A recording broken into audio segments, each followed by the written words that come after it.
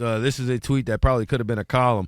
But according to Josina, who does a great job, and I'm not trying to take shots at her, but this is a very, very long tweet. She said, per a source with direct knowledge, the Broncos general manager George Payton called Wilson's agent saying if Wilson didn't defer the injury guarantee in his contract, they would bench him and make him inactive for the remaining 9 games of the season.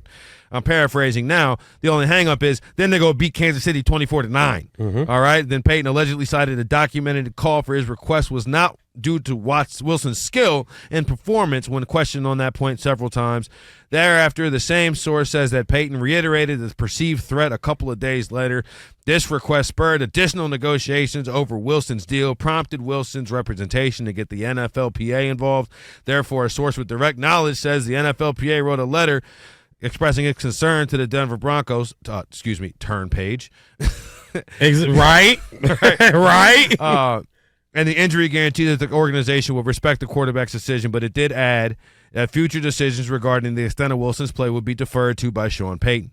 They went on a 1-5 to start the year, 5-0 then, and now we're in a stretch of 1-3 with a loss to the Patriots that neither one of us saw coming because we definitely both picked the Broncos absolutely not.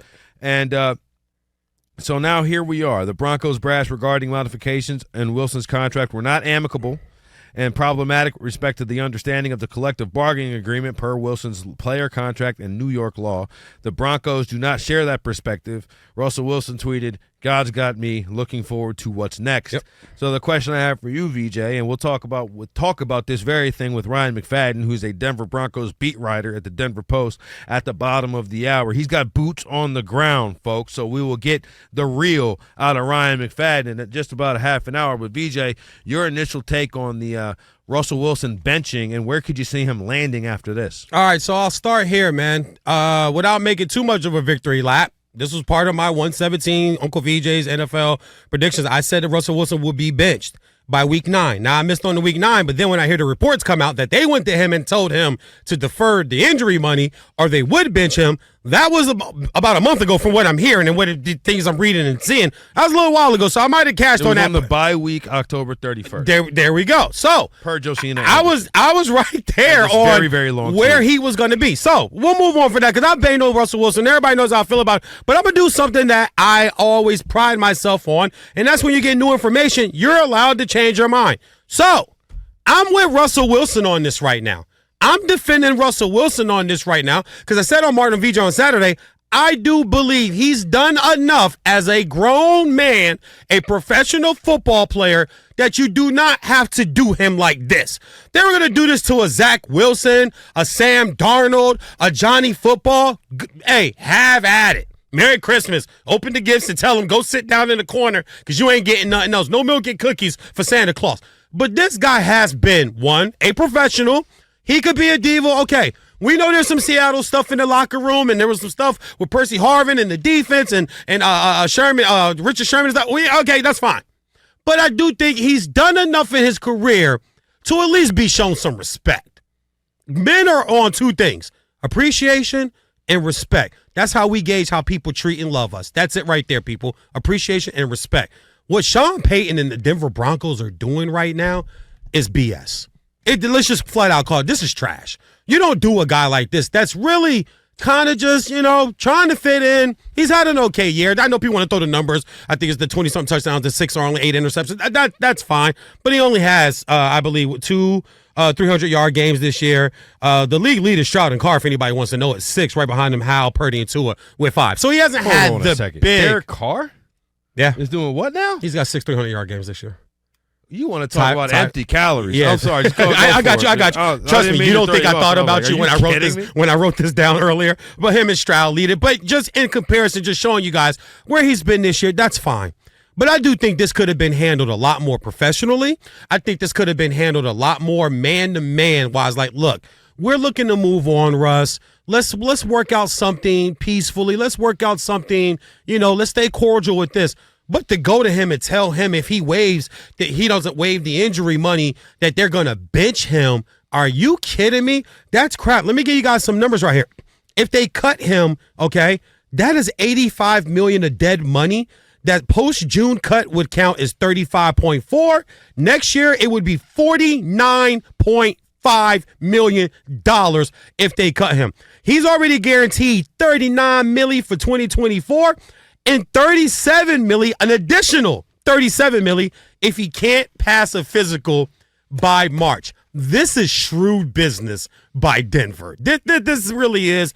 I'm with Russell Wilson for the first time in his career. I'm riding with Russ on this. Sean Payton in the front office, y'all full of it with this one right here, man. You don't do a guy like Russell like that. I may not like him and be a fan of him, but that don't mean I gotta agree with you doing him wrong.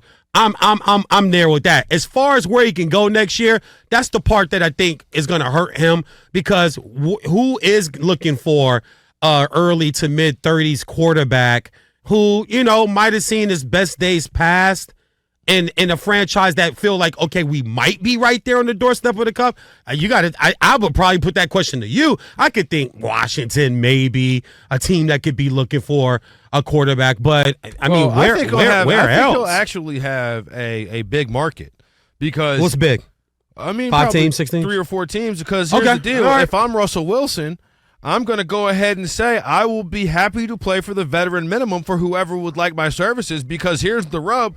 The Broncos going to pay the rest. Yeah. Oh, yeah. So no, I feel you. I feel you regardless. Now, how would you feel if he came out and he wants like real money?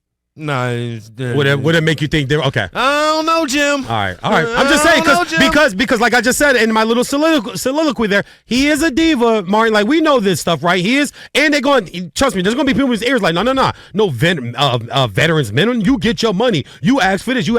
I'm just saying if that happens, then it would make you go, come on now, Russ. You're walking away with almost $80 million. I'm kind of surprised though at the blowback of how this is so disrespectful to Russell Wilson. And I get that, but I get, he's more of an established quarterback in this league, so on and so forth. I'm not trying to downplay anything he's done prior to this moment. Mm-hmm. But the contract initially was insane. When they signed, when they traded 5 first-round picks, Drew Lock, and I think 5 picks. I'm sorry, not 5 first-round picks. 5 picks and 2 players for Russell Wilson to come bring him back or bring him into Denver, and then before he ever played a snap, sign him to this massive, incredibly huge contract. Like Jared Goff, the Lions traded for Jared Goff. He's still playing on his Rams contract. They didn't feel the need to rework the deal. The Rams didn't rework Matthew Stafford's deal until after he had been there for a year. Yep. Right? No one was making you do this. You didn't have to sign him to this major, big, crazy deal. Now, I felt like the moment that Sean Payton got this job, this was inevitable. Yep.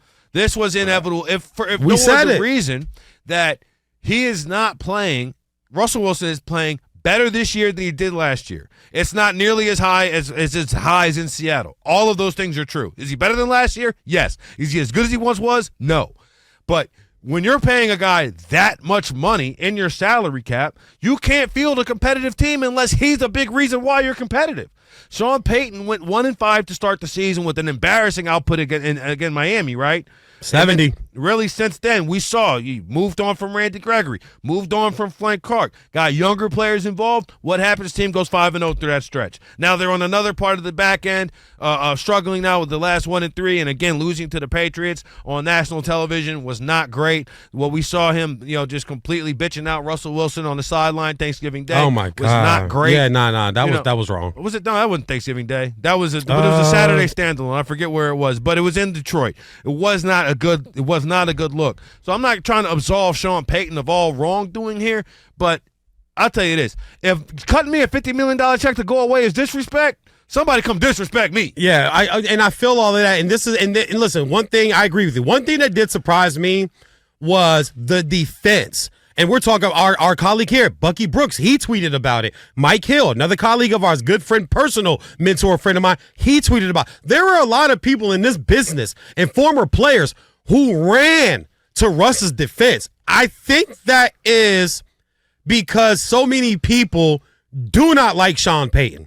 They get a different aura and feel from Sean Payton. And I've been saying for about a year, I felt like he kind of sat around for a year very arrogantly and very smug, thinking that this Chargers job was his because the Chargers should have fired Staley, and it probably would have been his. But the word I used when Denver hired him and gave the money to Russell on Martin and VJ was desperation. I said it on live radio. I said, this reeks of desperation because Sean Payton wasn't even Denver's first choice. They wanted DeMeco Ryans, who actually has the Texans in the playoff race for a wild card, right? That's who they really wanted. And Sean Payton put out a list of what he was looking for to his next coach.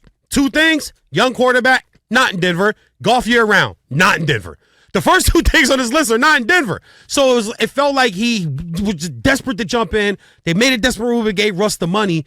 And now look where you are. And now where do you go? Your backup, Stidham's not the answer for the future. But you and I both looked at that contract in preseason. We was like, hey, how many backups are making this much money, man? I said, yeah. He's not a lot of backups making $10 million over 2 years. Sooner or later, he'll be playing. Now, I didn't think it'd be week 17. I'm thinking they're 6 or 7 weeks late. But they were trying to make it 6 or 7 weeks ago because now we hear the story about the GM coming out. So you think 3 or 4 teams? I think possibly 1 or 2. The first one comes to mind would be Washington, and then I'm really scrambling, dude, to think maybe New Orleans if you're not happy with Carr, but they gave him a big deal. Can't afford him. What do you do there? And quickly, I'm just going through divisions. I'm going through teams. Oh, a lot of teams got backups, but Daniel Jones is going to be back in New York. Deshaun Watson is going to be back in Cleveland. Like, a lot of these backups aren't going to be playing. The starters are going to be maybe Minnesota if they decide to move on from Kurt. I mean, it's not. I'll be honest. If 4 teams is stretching in my opinion. If Russ wanted to ride off into the sunset, I would have no